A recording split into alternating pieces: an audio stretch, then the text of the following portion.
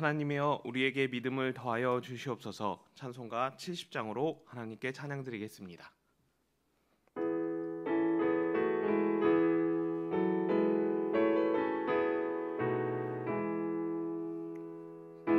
피난처 있으니 환난을 당한 자 이리 오라. 땅들이 변하고 물결이 일어나 산 위에 넘치네 두렵지 않네. 이방이 떠들고 나라들 모여서 진동하나. 우리 주 목소리 한 번만 바라며 천하의 모든 것 망하겠네. 만유주 하나님 우리를 도우니 피난처요. 세상의 난리를 그치게 하시니 세상의 장검이 쓸데없네. 높으신 하나님 우리를 구하니 할렐루야. 괴로움이 심하고 환난이 극하나 피난처 되시는 주 하나님. 하나님의 말씀은 시편 91편 14절 1절 말씀입니다. 함께 읽겠습니다. 하나님이 이르시되 그가 나를 사랑한즉 내가 그를 건지리라. 그가 내 이름을 안즉 내가 그를 높이리라. 아멘. 시편 91편은 하나님께 피하는 자가 보호와 안전을 얻을 수 있다라고 그렇게 말씀하고 있습니다. 그래서 오늘 이 말씀을 통해서 저와 성도님들이 하나님을 의지하고 이 땅의 삶을 살아셔서 항상 안전하고 주의 날개 그늘 아래 평안한 삶을 살아가셨으면 합니다. 과거에도 그래야 했지만 오늘날도 안전은 중요한 문제입니다. 갑자기 땅이 꺼지는 일이 발생하기도 하고 예상치 못한 범죄 상황 가운데 놓이는 일들을 우리가 뉴스를 통해서 종종 접하기 때문에 불안과 염려를 벗어날 수 없는 그런 세상의 삶 속에 살아가고 있습니다. 무엇보다 미래에 대한 불투명이 우리를 불안과 염려로 몰아가고 있습니다. 이런 때에 우리가 주어진 삶을 어떻게 감당할 수 있을까요? 9절에 말씀하고 있는데 9절 말씀 함께 읽겠습니다. 내가 말하기를 여호와는 나의 피난처시라 하고 지난 지존자를 나의 거처로 삼았으므로 하나님을 나의 피난처로 그리고 거처로 삼으시면 됩니다. 오늘 시편의 의인은 제3자에게 하나님의 말씀을 전달하는 형식을 취하고 있습니다. 그동안은 의인의 자신이 어떤 상황이었는지를 말하고 있었다면 이번은 의인의 말을 누군가에게 전하는 그런 하나님의 말씀을 전하는 형식을 취하고 있는 것입니다. 그리고 내용 전체를 통해서도 죄에 대한 말씀으로 이 말씀이 전해지고 있는 것이 아닙니다. 단순하게 일상의 삶을 살고 있는 가운데서 불안과 염려 속에서 걱정 속에 있는 제3자에게 하나님의 말씀으로 위로하고 격려하기 위해서 이 말씀을 기록하고 있다는 것입니다. 구약시대를 배경으로 시편이 기록되었고 또한 성경에 기록된 여러 가지 정황들을 바탕으로 이 말씀은 하나님의 사람이라 불리는 선지자가 왕에게 말씀을 전달한 것으로 그렇게 유추해 볼 수 있습니다. 왕은 어떤 사람이라고 말씀드릴 수 있나요? 왕은 사람으로 최고의 자리를 오른 사람입니다. 그래서 마음대로 할 수 있고 세상 모든 것을 소유하는 사람으로 걱정과 근심이 없는 사람이 왕이라고 그렇게 말할 수 있을 것입니다. 하지만 우리는 성경 곳곳에서 왕이지만 잠을 이루지 못한 경우가 있었던 것을 확인하게 됩니다. 포로 신분인 다니엘이 바벨론에서 어떻게 왕에게 인정을 받을 수 있었나요? 느부갓네살 왕이 꿈으로 인해 범민의 잠을 이루지 못했기 때문입니다. 그 꿈을 해몽해 줌으로 인해 다니엘이 인정받게 됩니다. 에스더서의 모르드게와 유다 민족이 위기에서 살아난 것도 잠을 이루지 못한 아수에로 왕 때문입니다. 물론 번민하게 하심을 통해서 유다 민족과 다니엘을 사용하시기 위한 하나님의 섭리입니다. 그런데 분명한 것은 그렇다 할지라도 큰 나라의 왕도 결국 불안과 염려 속에서 번민하는 상황을 직면하게 된다는 것입니다. 결국 모든 인생은 염려와 번민 속에서 살아간다면 우리는 그런 인생을 살아갈 때 어떻게 하는 것이 좋을까요? 높은 자리에 올라가도 안 되고 부귀영화를 누린다 해서 안 되는 이 문제를 우리가 어떻게 해결할 수 있느냐는 것입니다. 오늘 9절에서 말씀하는 것처럼 그런 때에 하나님을 나의 피난처로 그리고 거처로 삼으시면 무엇을 하든지 어디에 있든지 항상 안정과 평안을 얻을 수 있게 됩니다. 휴대전화를 들고 다닐 수 있어서 여러 면에서 편리하고 유용합니다. 그런데 휴대전화를 사용하다 보면 사용 가능한 곳이 있고 또한 통화 연결이 안 되는 지역이 있는 것을 확인하게 됩니다. 어느 지역에서 대부분 휴대전화가 사용이 불가능하나요? 대부분 산악지대와 사막과 같이 인적이 드문 곳에서는 휴대전화가 무용지물입니다.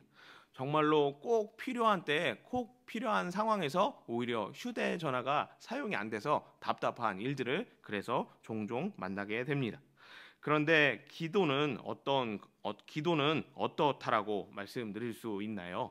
기주국이 없어도 성능이 좋은 기기가 없어도 하나님께 바로 연결될 수 있는 통화 장치라고 그렇게 말씀드릴 수 있습니다.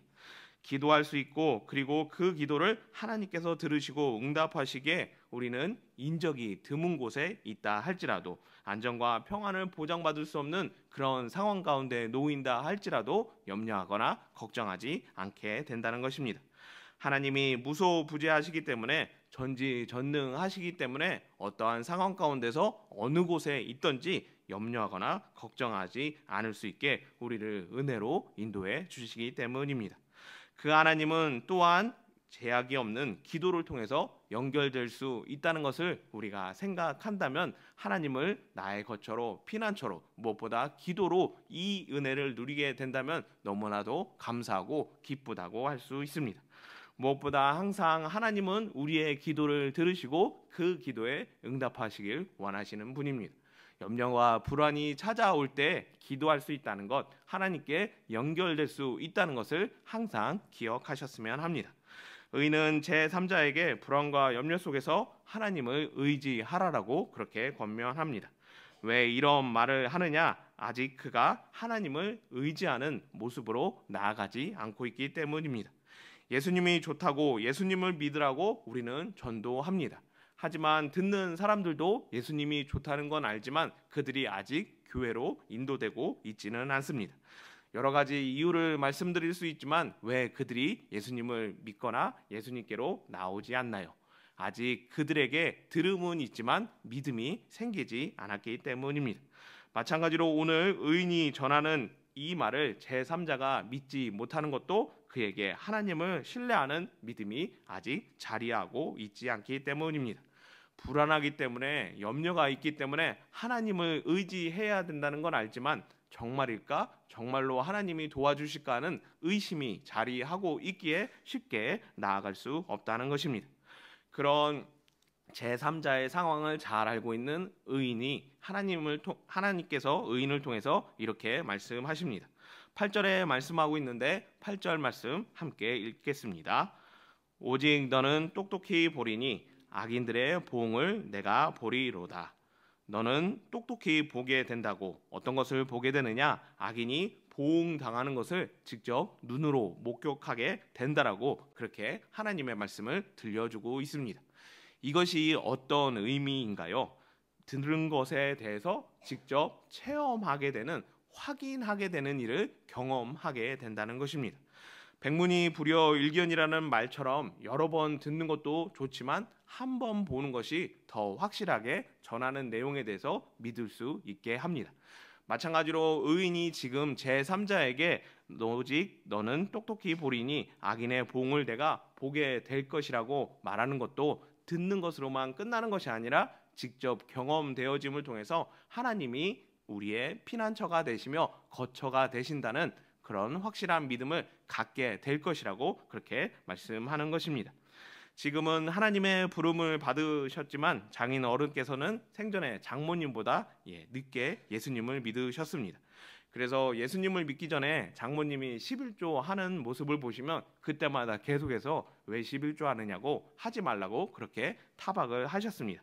하지만 장모님은 그때마다 11조 하면 하나님께서 복 주신다고 약속하셨다고 11조 해야 복 받을 수 있다고 그렇게 말씀하시고 계속 11조를 하셨습니다. 그런데 마치 거짓말을 하는 것처럼 11조를 하게 되면 그 다음 날이나 그 주 안에 계속해서 좋은 일들이 생기게 되었습니다. 장인어른은 처음에 그것이 긴가민가 하였습니다. 한두 번이야 그럴 수 있다고 생각한 것입니다. 하지만 그것이 연속적으로 반복되자 11조는 꼭 해야 되는 것이라고, 다른 것은 못한다 할지라도 11조만큼은 꼭 하라고 자녀들에게, 저에게까지도 그렇게 권면해주고 하는 믿음으로 그렇게 나아가셨습니다. 어떻게 이런 모습으로 변화될 수 있으셨나요? 100번 들어서가 아니라 한 번 직접 체험했기 때문입니다. 백문이 불여일견이란 말처럼 많이 듣는 것도 좋지만 직접 경험하는 것보다 더 좋은 믿음이 자라는 기회는 없다는 것입니다. 가족과 형제 중에 예수님을 믿기 위해서 기도하고 계시는 많은 성도님들이 계십니다. 그리고 기도할 뿐만 아니라 계속해서 권면하는 많은 성도님들도 계십니다. 기도하실 때 예수님이 나의 구원자이심을 그 사람이, 기도하는 그 대상이 직접 체험할 수 있도록 그렇게 기도문을, 기도 내용을 담으셨으면 합니다. 그러면 우리가 간절히 바란 구원의 기쁜 소식이 조금 더 빨리 우리에게 들려질 수 있을 것입니다. 무엇보다 우리 자녀들에게 하나님을 믿으라고, 하나님을 의지하라고 계속해서 권면하지만 자녀들을 위해 기도할 때 하나님이 우리의 피난처 되신다는 것, 거처가 되신다는 것을 경험할 수 있도록, 체험할 수 있도록 그렇게 기도하셨으면 합니다. 그러면 이 경험을 가진 한 사람은 끝까지 하나님을 나의 거처와 피난처로 삼는 믿음으로 나아갈 수 있기 때문입니다. 마지막으로 14절 말씀인데요. 14절 말씀 함께 읽겠습니다. 하나님이 이르시되 그가 나를 사랑한즉 내가 그를 건지리라. 그가 내 이름을 안즉 내가 그를 높이리라. 하나님은 선지자에게 그리고 왕에게 이렇게 말씀하십니다. 선지자를 통해서 전달하라고 말씀하시는 것이 아니라 두 사람 가운데 하나님께서 직접 임재하셔서 그 두 사람들에게 무엇보다 불안과 염려 속에 있는 우리에게 직접 찾아오셔서 하나님의 음성을 들려주고 있다는 것입니다. 하나님께서 불안과 염려 속에, 걱정 속에 있는 우리에게 무엇이라 말씀하시나요? 그가 나를 사랑한즉 내가 그를 건질 것이라고, 그가 내 이름을 안즉 내가 그를 높이게 될 것이라고 그렇게 말씀합니다. 누군가 전달을 통해서 하나님 말씀을 듣는 것이 아니라 직접 하나님의 말씀을 듣게 된다면 우리는 그 말씀에 대해서 어떻게 반응할까요? 훨씬 더 신뢰 높은 진짜 하나님의 말씀으로 내가 이 말씀대로 행해야 된다는 믿음으로 그렇게 나아가게 됩니다. 하나님은 여전히 염려하고 걱정하고 고민하는, 하나님을 의지해야 되지만 여전히 실천하지 못하는 우리에게 어떻게 나아오고 계시나요? 직접 우리에게 찾아오셔서 선지자가 전한 말이, 하나님의 기록된 말씀이 사실이라고, 정말 그대로 행하면 그런 믿음을 얻을 수 있다라고 증거하고 말씀하고 계시는 것입니다.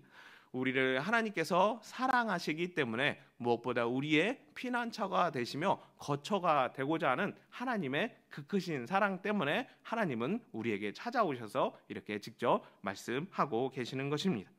무엇을 우리가 더 측정하고, 그러니까 의심하고 더 견주어 보아야 될까요? 하나님이 말씀하셨다면 그 한마디로 우리는 하나님의 말씀을 믿고 나의 삶 모두를 하나님께 의탁하는 그런 믿음으로 나아가야 될 것입니다. 오늘 말씀을 통해 하나님은 우리의 피난처와 거처가 되신다는 것을 알게 되었습니다.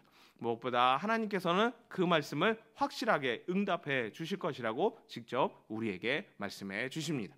이 땅을 살아가는 동안 여러 가지 염려와 걱정, 근심이 있지만 그때마다 하나님을 나의 피난처로 삼으시고 기도를 통해 하나님께 연결되심으로 항상 평안과 형통 가운데 거하는 모든 성도님 되기를 예수님의 이름으로 축복합니다. 사랑과 은혜가 많으신 하나님 아버지, 우리를 하나님의 백성으로 불러주시고 무엇보다 기도를 통해 불안과 염려 속에서도 하나님께 나아갈 수 있도록, 하나님께 연결될 수 있도록 은혜 주심을 진심으로 감사드립니다. 하나님을 찾고 구할 때 늘 평안과 형통으로 인도하여 주시옵소서. 이제 못다한 기도를 주님 가르쳐 주신 기도로 아뢰오니 하늘에 계신 우리 아버지, 아버지의 이름을 거룩하게 하시며 아버지의 나라가 오게 하시며 아버지의 뜻이 하늘에서와 같이 땅에서도 이루어지게 하소서. 오늘 우리에게 일용할 양식을 주시고 우리가 우리에게 잘못한 사람을 용서하여 준 것 같이 우리 죄를 용서하여 주시고 우리를 시험에 빠지지 않게 하시고 악에서 구하소서. 나라와 권능과 영광이 영원히 아버지의 것입니다. 아멘. 이 시간 함께 기도할 기도 제목 말씀드리겠습니다. 첫 번째로 오늘 드려지는 주일 예배를 위해서 하나님의 영광이 가득한 예배 될 수 있도록, 무엇보다 은혜 받는 예배 될 수 있도록 기도해 주시며, 두 번째로 하나님께 가져갈 이야기를 만드는 은혜와 평강 공동체가 될 수 있도록, 세 번째로 은평교회와 담임 목사님을 위해서, 네 번째로 나라와 민족을 위해서, 그리고 다섯 번째로 비국의 이샘 네팔 전훈재 선교사님을 위해서 목포 유달 제3교회 전영길 목사님과 세종 충대병원 교회 김인석 목사님의 사역과 오늘 예배를 위해서 기도해 주시며, 여섯 번째로 이재민들과 환우들을 위해서 이 시간 합심하여 함께 기도하겠습니다.